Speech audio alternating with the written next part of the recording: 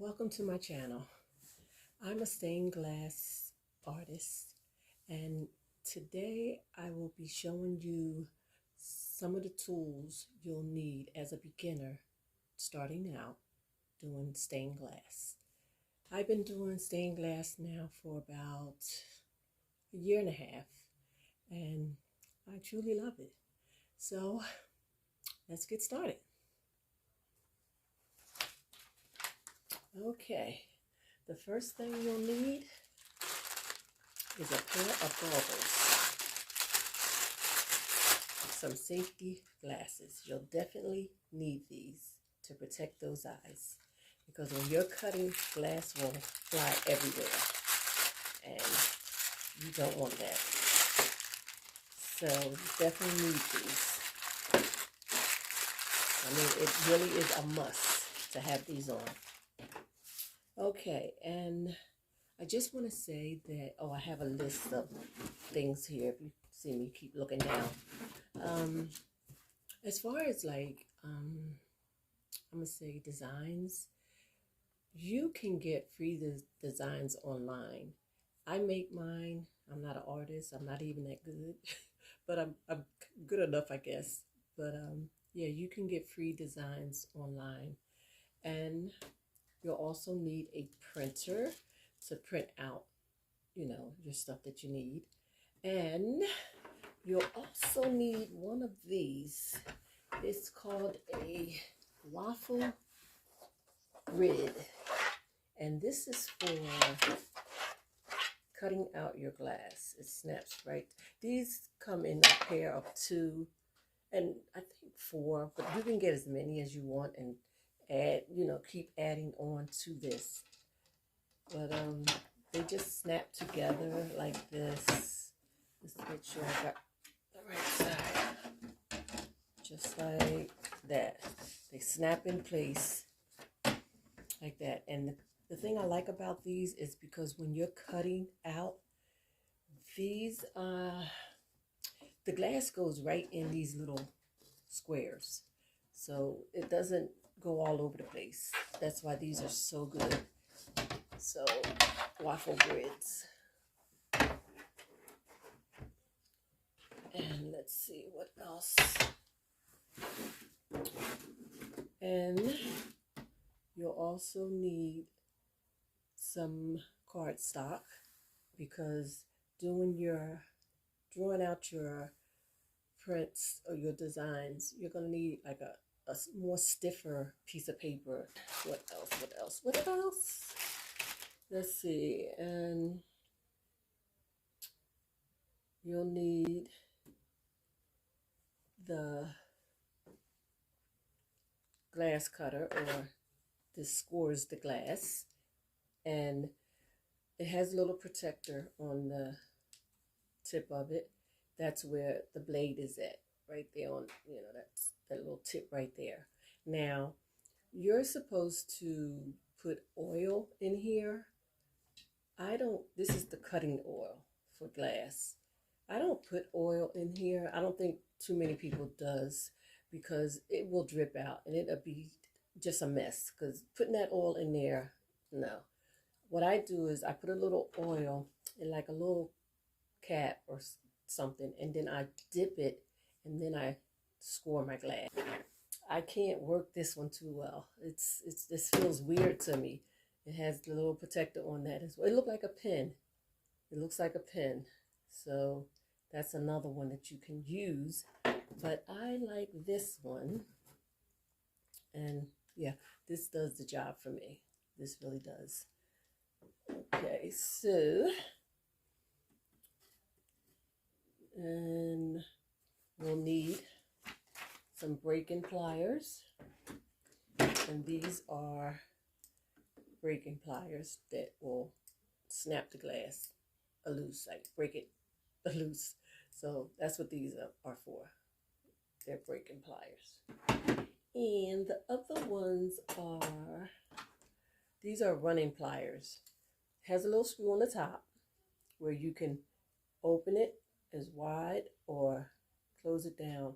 I keep mine not too much I keep it open just a little bit because you want to be able to get it on that glass and pop it.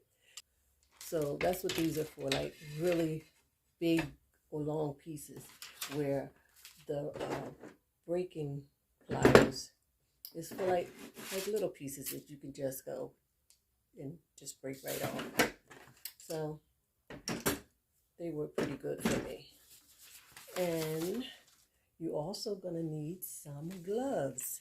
I used these black latex gloves, and they come from, I think I got these from Walmart. So these are good to use. And also, I have these, well, you know what? I have these little protectors, and you put them on like so. I mean, they come in silicone, they come in different, but I like these better because they move with my hands. So, you can put them on when you're grinding, like when you're grinding the glass. I have them normally on 3 fingers on each hand, and you're just moving the glass around, and this is protecting also. So I can't use just regular latex gloves. These work better for when you're doing the grinding. Okay, and what else here? And you also, excuse me, you want to use, well, the foil. Let me just show you this. This is one I made when I first started doing stained glass. This little, well, it's not that little, but this rose. I made this when I first started doing stained glass. And this is not that great, but I just figured it was good enough for me because I was just starting out.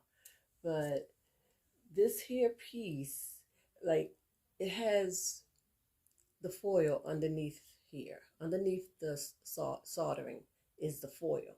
You need the foil to put around, and you also need the flux, which is this one.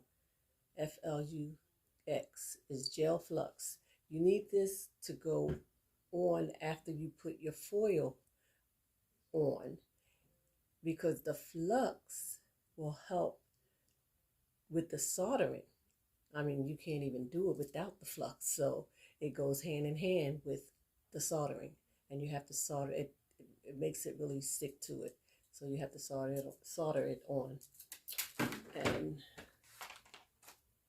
mention of soldering, this is my soldering iron.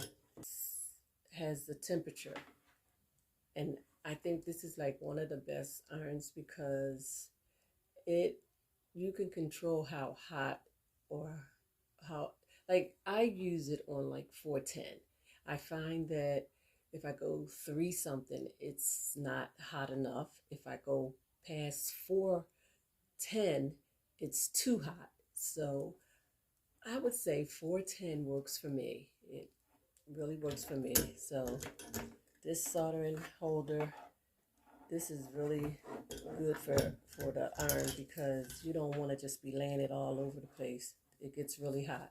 And this sponge, you take the sponge, make sure it's nice and wet, and you wipe that tip real good, and it gets back nice and silver. Or you can use the tint. This is the tip tint, if you can see that. With this, it's dry, so let me see. You just stick it in there. This is hot. When it's hot, you stick it in there, roll it around. So that cleans it really good.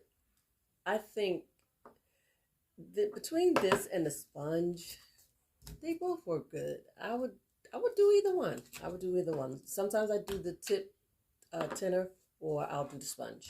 So that works good.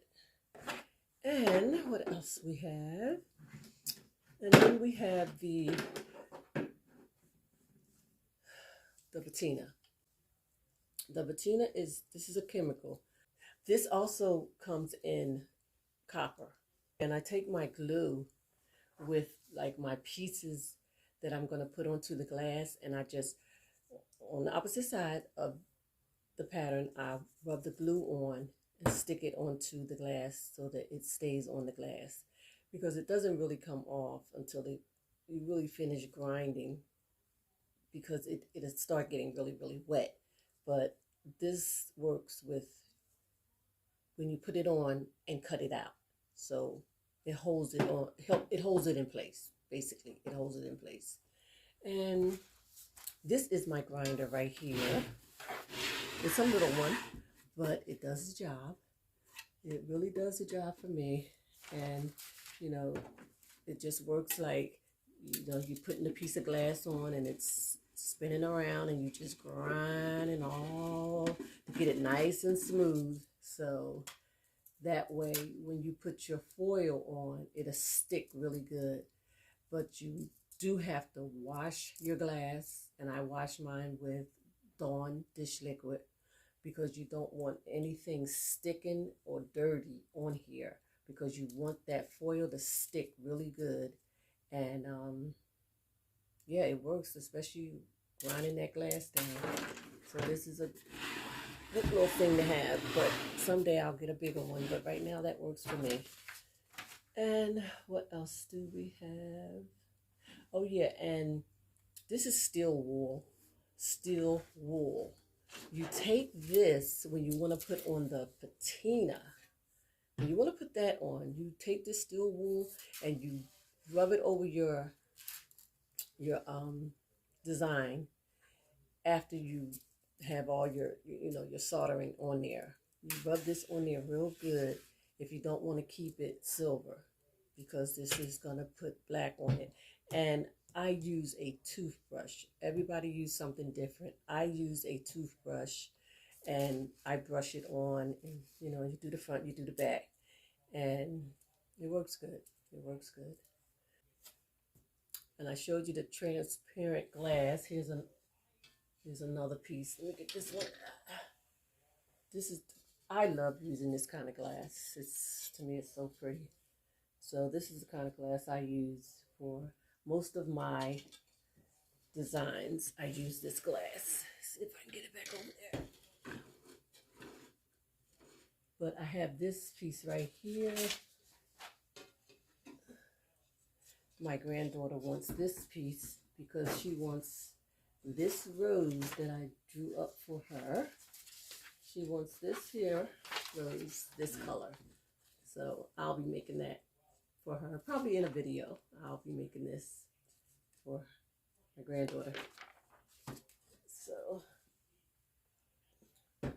that's a pretty piece of glass. And this rose is that the same one, or well, it's different than this rose. This rose is a little bit different. And this one is bigger. You can see this one is bigger.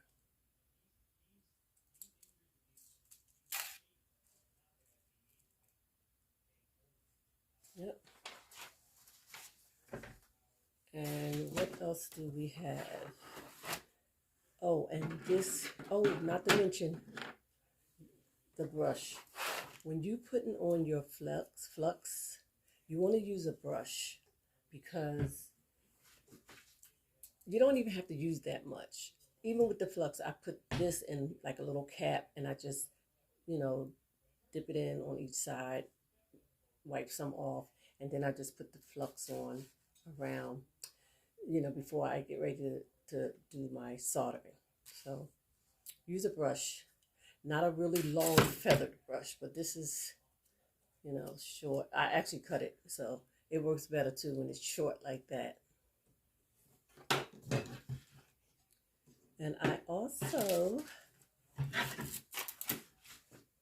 like hobby cane. This is hobby cane.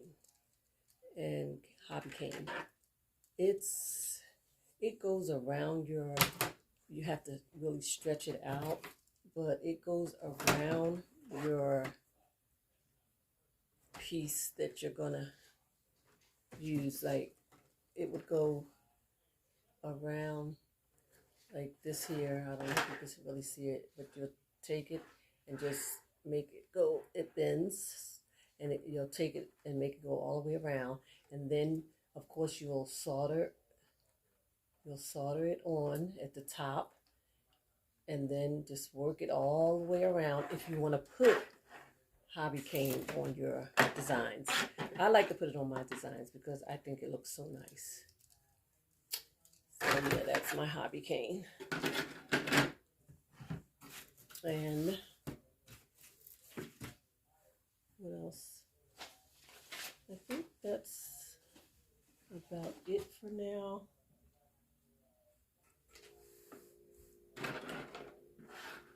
But there's probably a few other items that you may need starting out, but I didn't want to make this video too long, so as I do other videos, you'll see certain other things that you're going to need. But the things that I mentioned in this video is pretty much what you'll need when you're first starting. And I think I mentioned, no I didn't, the jump rings, because that's what's on here holding the chain, these little jump rings. So you'll need some jump rings, and here it's all different sizes. I try to use the biggest size, so it's all different sizes. I mean, you can make your own. You can get the wire, and you can also make your own. This is easier, so I do that. And I think that's about it for now. I really hope you enjoyed this video, and I hope to see you in my next video. Bye for now.